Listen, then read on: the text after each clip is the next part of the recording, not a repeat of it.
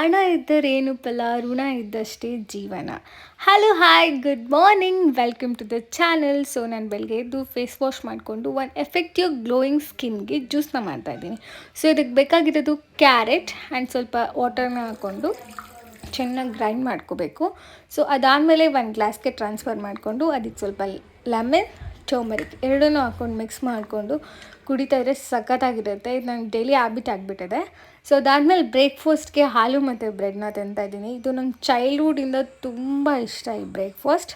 Next ನಾವು ಪೂಜೆ ಎಲ್ಲ ಮುಗಿಸಿ ಡಿನ್ನರಿಗೆ ಪೂರಿ, ರೈಸ್, ಕುಕುಂಬರ್ ಮತ್ತು ಸೊಪ್ಪಿನ ಸಾರು ಇದಿಷ್ಟು ಸಖತ್ತಾಗಿ ಊಟ ಮಾಡಿದೆ. ಬಿಕಾಸ್ ಸೊಪ್ಪಿನ ಸಾರು ಅಂದರೆ ನನ್ನ ಫೇವ್ರೆಟ್.